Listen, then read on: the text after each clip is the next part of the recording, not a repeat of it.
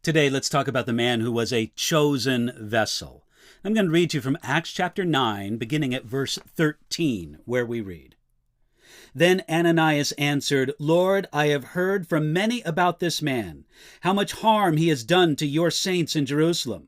And here he has authority from the chief priests to bind all who call on your name. But the Lord said to him, Go, for he is a chosen vessel of mine to bear my name before Gentiles, kings, and the children of Israel." Saul of Tarsus was a famous man among the early followers of Jesus, but he was famous in the worst kind of way. They knew that Saul was a zealous and brutal persecutor of the followers of Jesus. So it isn't a surprise that when God told Ananias to visit and to help Saul, Ananias objected. He said, "Lord, I've heard from many about this man, how much harm he's caused to be done to the saints in Jerusalem." Now, certainly Ananias had heard that this angry and violent persecutor named Saul of Tarsus was on his way from Jerusalem.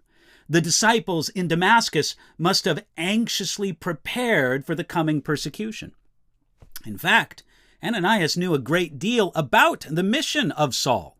He knew how much harm he had done to God's saints in Jerusalem.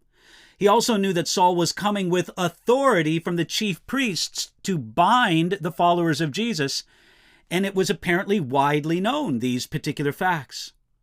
Now, I think that the objections Ananias had were logical and well-founded. But since God clearly told him to do this, it was almost as if Ananias thought that God needed instruction or a bit of counsel. Ananias almost asked, "God, do you really know what kind of guy this Saul is?"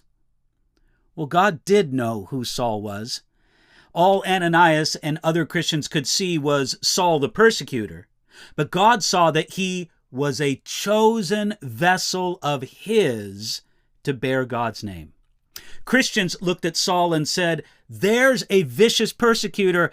God looked at Saul and said, "He's a chosen vessel of mine."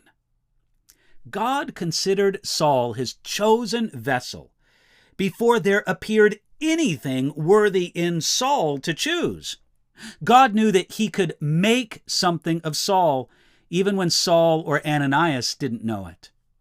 God had a call upon the life of Saul, a calling that was unknown to Saul at the time. God seems to have told Ananias first. God even told Ananias the broad outline of Saul's calling, that is, to bear my name before Gentiles, kings, and the children of Israel.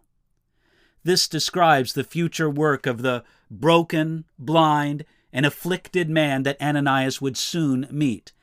God called him to bring his name to Gentiles, to kings, and to the children of Israel. It was a glorious calling of a man destined to make a huge impact on the world for the sake of Jesus and his kingdom. Dear believer, there was only one Saul of Tarsus. God's call on his life was not the same as his call on your life. Yet God has called you. Ask God for the wisdom and the grace to be all that God has called you to be.